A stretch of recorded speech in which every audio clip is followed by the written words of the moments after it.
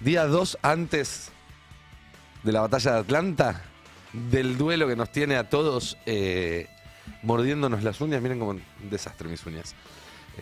No hagan captura de esa imagen y hagan foco, porque además hice asado ayer y todavía queda un poquito de carbón. ¿Viste? No se va el carbón de... En fin. Qué nervios, ¿no? Y pensar que decían... No... Se van a distraer con el Mundial para no hablar de política, para que no miren lo que estamos haciendo. Y mirá si finalmente era una Argentina-Inglaterra en la semifinal de un Mundial lo que hacía falta para darse cuenta que tenemos un gobierno entreguista, un gobierno que no piensa en los intereses nacionales, un gobierno que está diseñado para servir justamente a los ingleses, a los gringos, a los israelíes y a todos los amiguitos de Javier Milei. Digo, no sea cosa, no sea cosa. Vamos a estar hablando del Mundial en un rato porque a nosotros también nos cuesta mucho pensar en otros asuntos. Vamos a estar repasando un poquito la historia del partido que se nos viene encima el miércoles.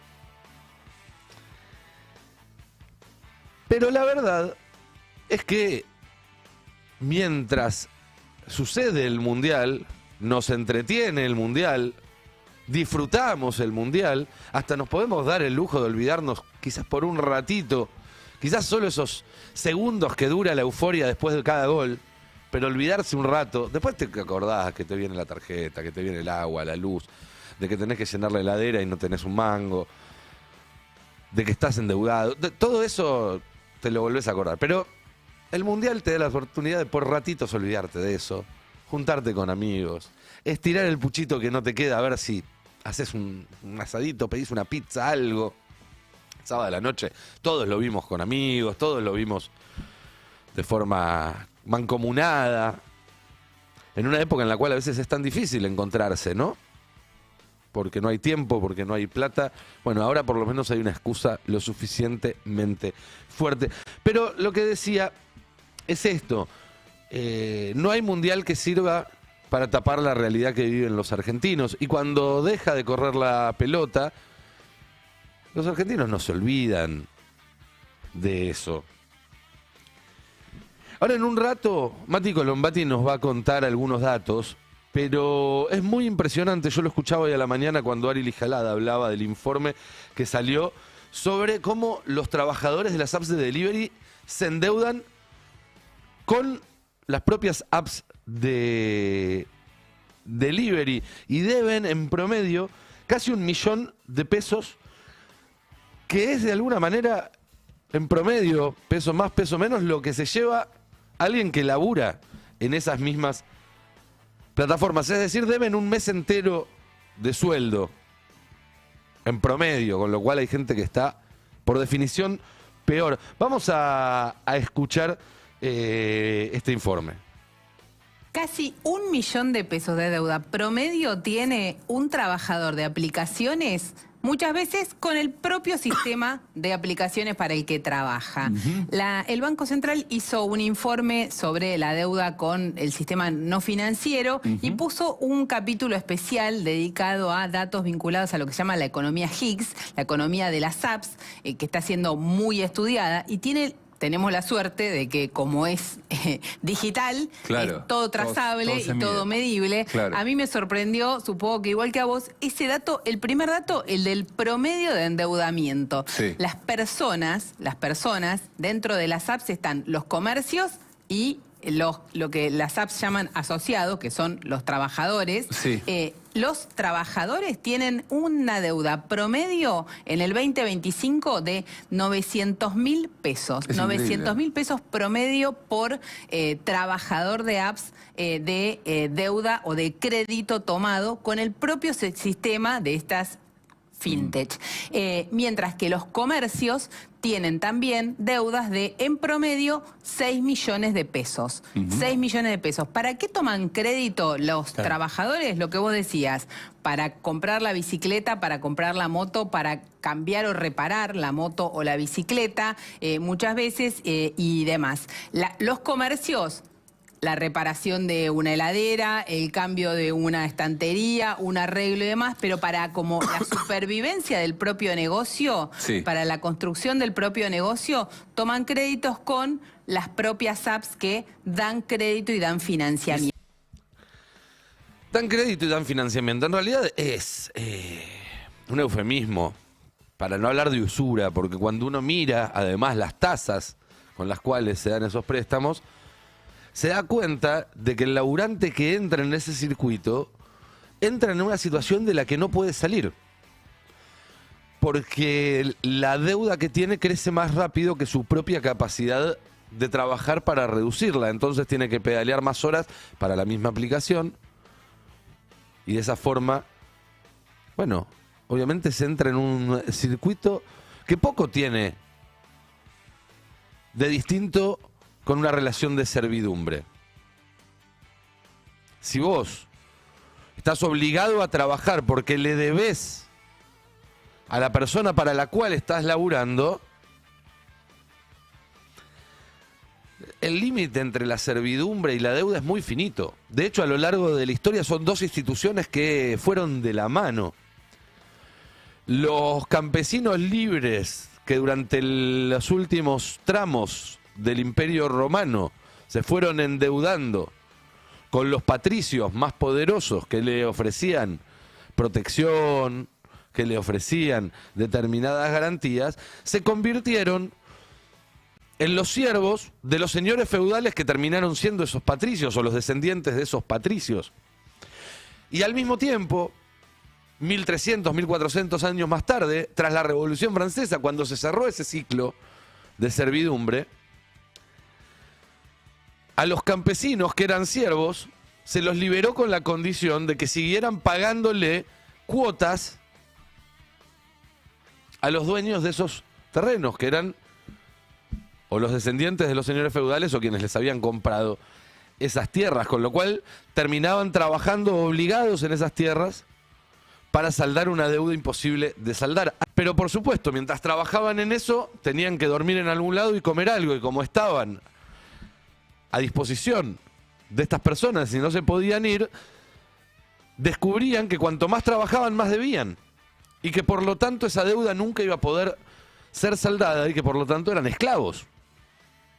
Bueno, es una gran metáfora de lo que le está pasando ahora a mucha gente, y particularmente este caso tan perverso que es que el que te dé plata a una tasa usurera sea el mismo que después te exija laburar más para devolverla.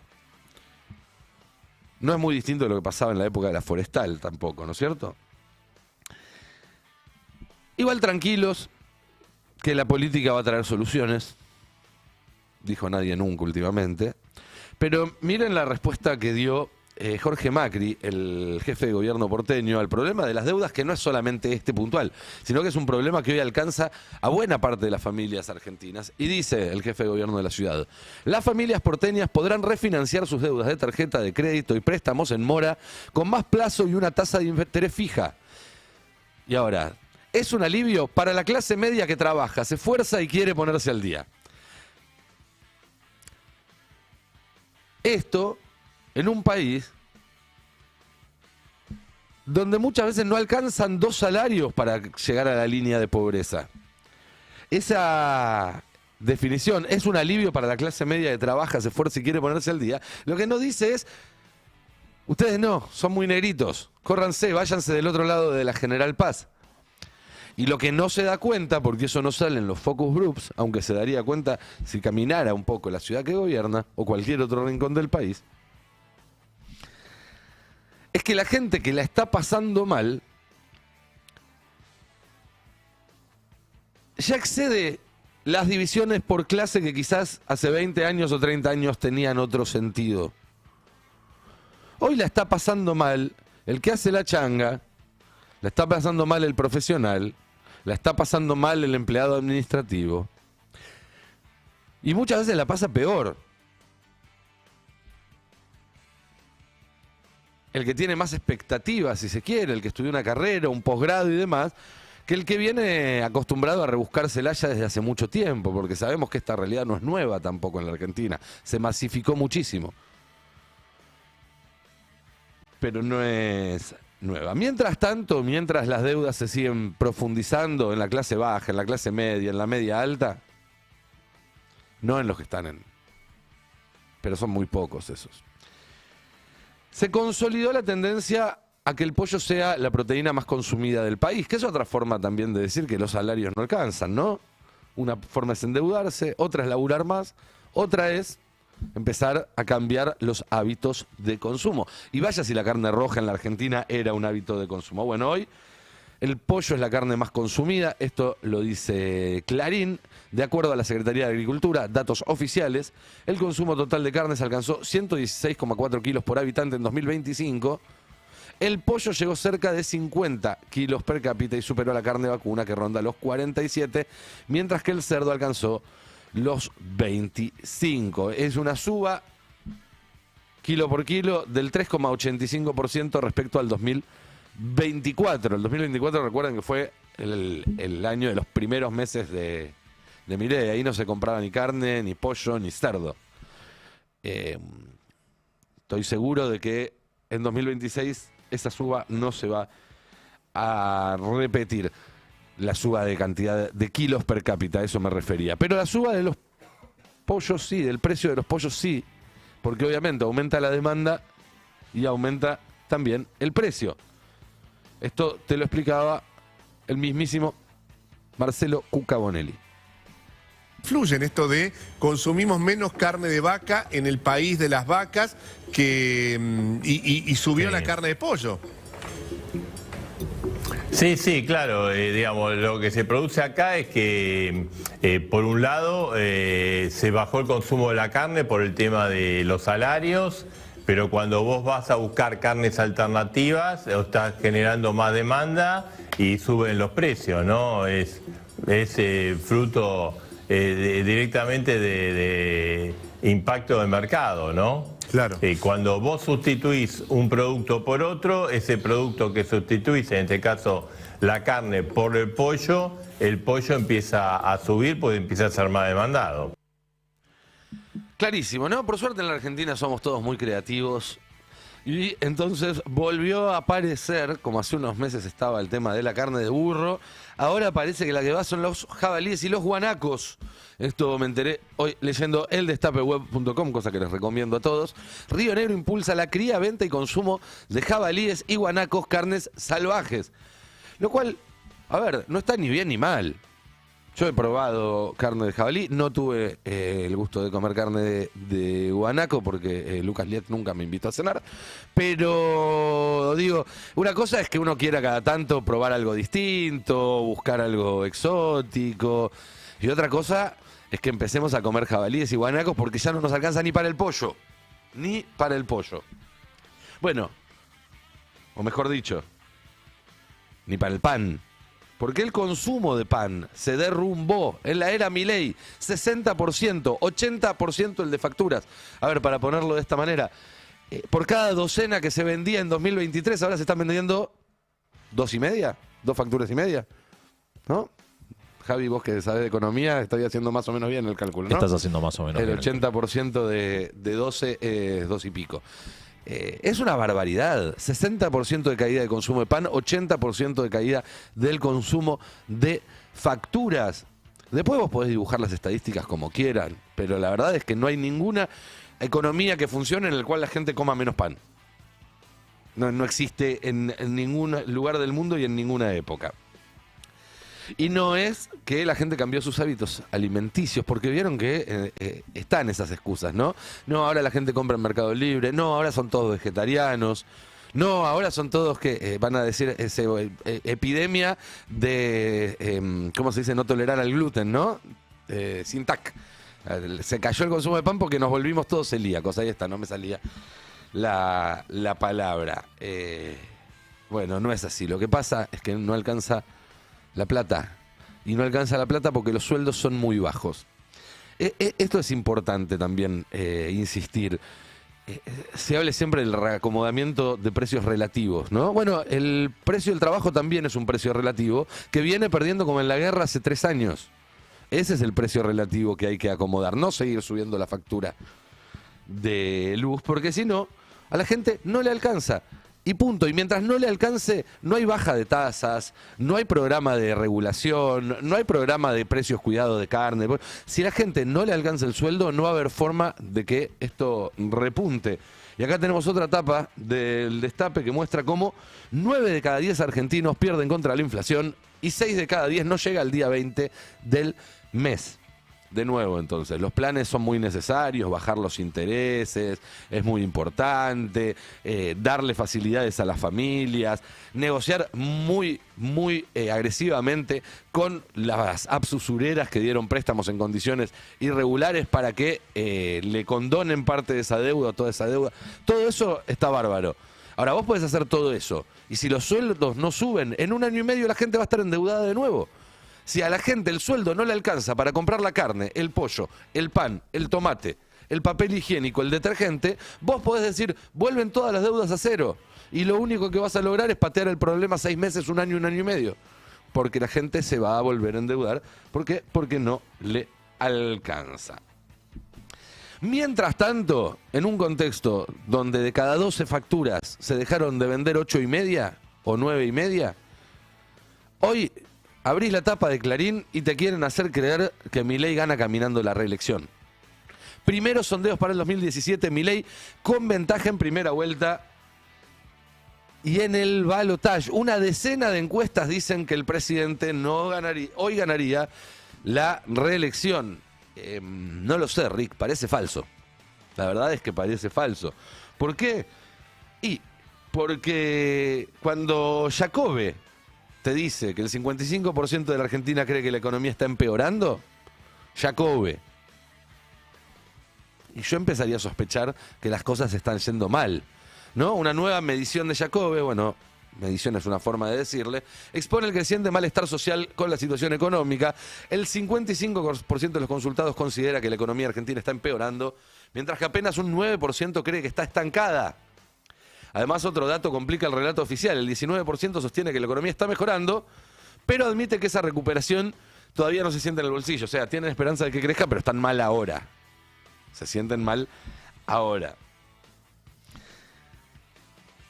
Otra encuesta distinta. La imagen negativa de Milei llega al 56,9%. Nos dice va de negocios para buscar otra fuente. Crece el malestar económico. Otra vez el motivo de la caída de la imagen es la economía. 54,7% percibe que la situación empeora. Apenas el 16,6% dice sentir una mejora real. Y además hay que preguntarles una mejora desde qué nivel, porque probablemente esos también te dirán que a lo mejor no están tan bien como antes.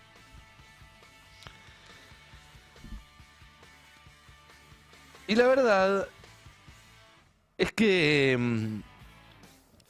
esos números se creen porque se condicen con lo que uno ve en todas partes, que es un gobierno que tiene cada vez más afectados por sus políticas, afectados que obviamente si logran unificar su postura se convierten en una mayoría, se convierten en una tremenda mayoría. Si sumás a los laburantes, a los jubilados, a los discapacitados, al sector de la salud, al sector de la educación, al sector de la ciencia.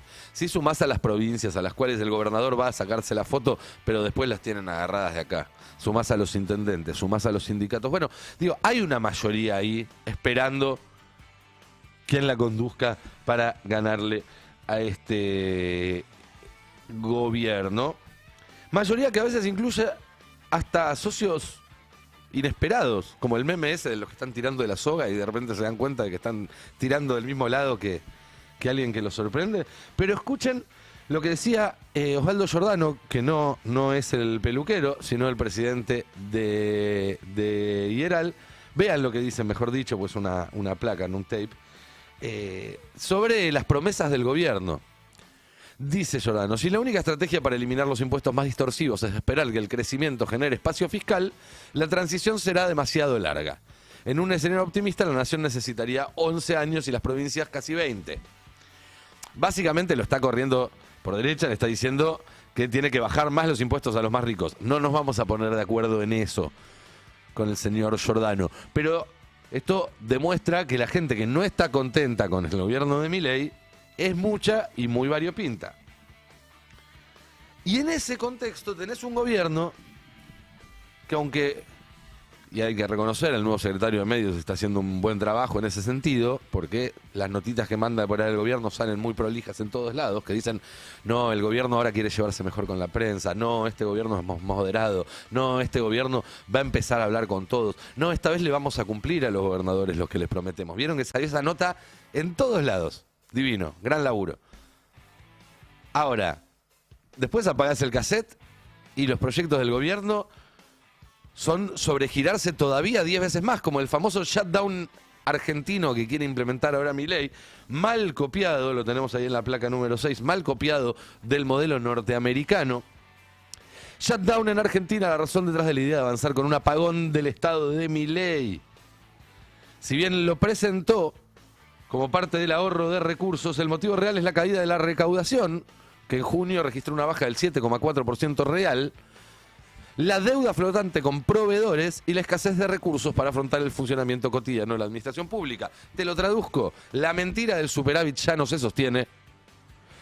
Y como va a ser muy impopular lo que van a seguir recortando, porque van a seguir recortando, entonces quieren hacer un mecanismo como para hacernos creer que es automático. Che, a esto se recorta, pero porque hay shutdown, no porque nosotros hayamos tomado la decisión política.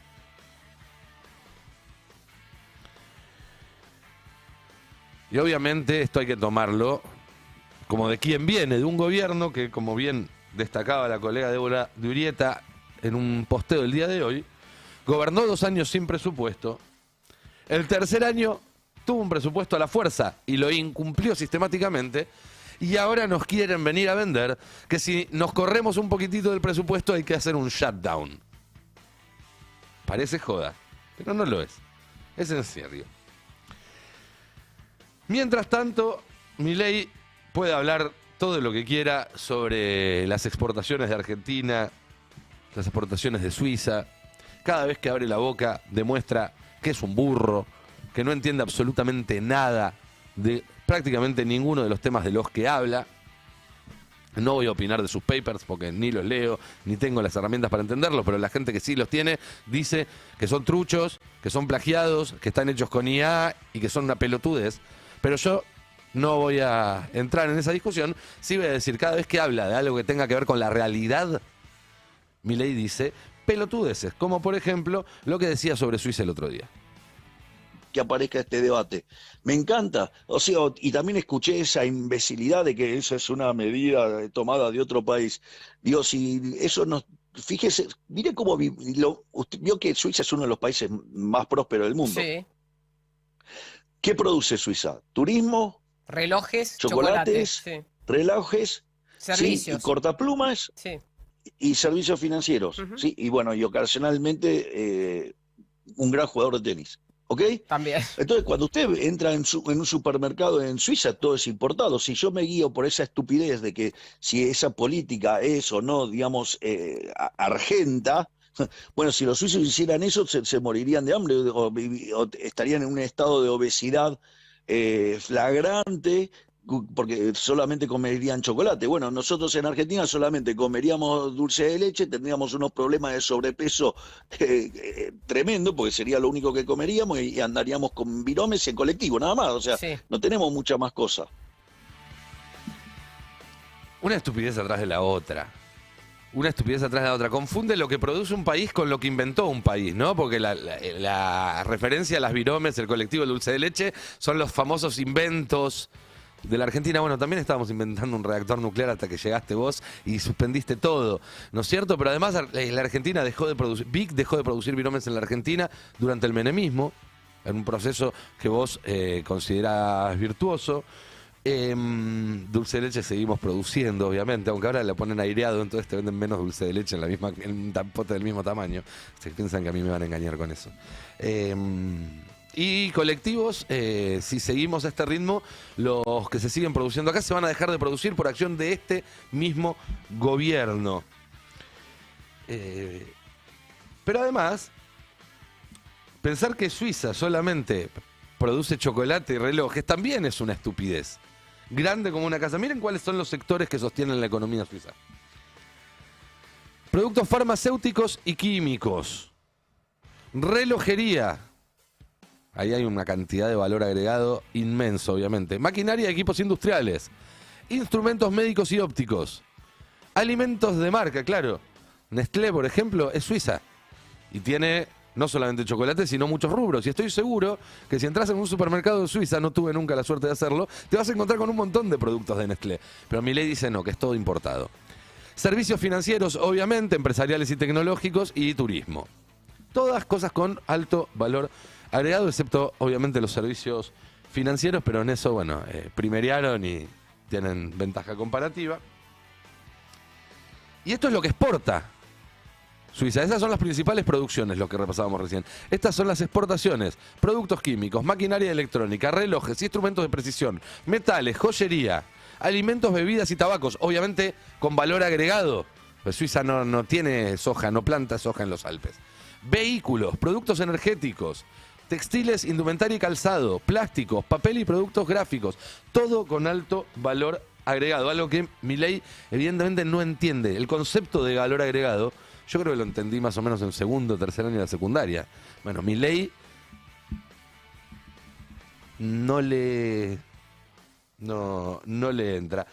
Y hay un tuit muy bueno de Gustavo Reiga, que básicamente compara, justamente en función de estas declaraciones, cómo hacen otros países para generar desarrollo a través del valor agregado y del empleo de calidad, ¿no? En un país donde justamente está pasando todo lo contrario. Y dice, bueno, miremos a otros países, ya que a Milei le gusta tanto compararse. Corea del Sur. El Estado da crédito barato, pero exige a cambio metas de exportación. Es decir, reciprocidad. Te subsidio, pero te pido una contrapartida a cambio, y si no cumplís, te castigo. Cosa que acá en la Argentina no pasa. Acá en la Argentina es, me caes bien, sos mi amigo, tenés guita, te subsidio. Y hacés lo que quieras, porque como tenés plata y somos anarcocapitalistas, esa plata es libre. Brasil, siguiente paso, un país con agro. El régimen militar brasileño, no Lula, el régimen militar creó Embrapa, una empresa estatal, que a través de inversiones convirtió todo lo que la región del Cerrado, que era tierra considerada estéril, en la mayor frontera agroindustrial del planeta. Si hoy Brasil exporta más soja que la Argentina, es porque esa empresa estatal invirtió para recuperar todo eso. Pero además lo hace con eslabonamientos, es decir, transformando el poroto en aceite, en harina, en productos finales, en derivados, lo cual obviamente genera valor agregado. Chile y España. Dice, mientras que en la Argentina 7 de cada 10 obreros están en negro porque hay cadenas de subcontratación sin fiscalización, en Chile, la economía más ortodoxa de la región, hay registro obligatorio de contratistas y responsabilidad solidaria del comitente. Formalizar no es antimercado, es a favor del trabajador. Si ustedes piensan que todo lo que es a favor del trabajador es en contra del mercado, bueno, entonces quizás justo ahí está el problema. Y hay muchos más ejemplos, no los quiero aburrir, todo el tuit es muy muy bueno, pueden buscarlo en la cuenta de Gustavo. A todo esto te quieren hacer creer que si abren las importaciones es para que bajen los precios. Y la verdad es que no está pasando. Hay un video muy interesante de alguien que estaba en Miami porque fue al Mundial, fue al supermercado y se puso a comparar precios. ¿Y a qué no saben qué? Nos están recontracagando a los argentinos, mírenlo. Yo tengo ganas de llorar. Mirá la diferencia de precios del supermercado de Miami con el supermercado de Argentina.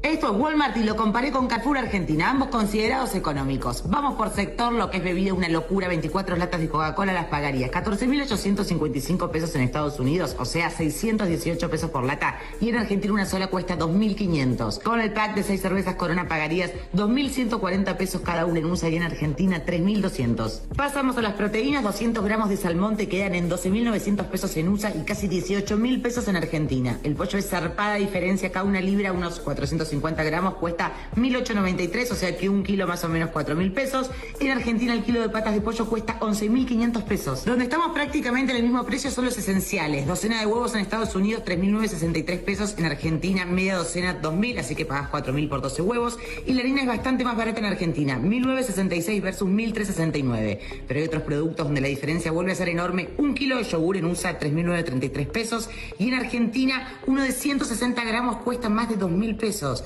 El aceite de oliva de medio litro, acá 8.850 y en Argentina 13.650. Verdulería, mirá, las bananas están por libra 742, así que pasado a kilo sigue siendo mucho más barata que en Argentina. Los tomates igual, si lo pasás a kilo, un kilo 3.278 en USA, 3.999 en Argentina. Pero donde más se nota la diferencia es en electrodomésticos, que los comparé con Mercado Libre. Microondas 73.000 versus 153.000, horno 68.000 versus 200 y una parrilla con 3 quemadores 185.000 versus 480.000. La diferencia es tremenda cuando la ves así. 50%, 100%, pero en realidad es más grande. Porque ¿cuánto gana en promedio alguien que vive en Miami?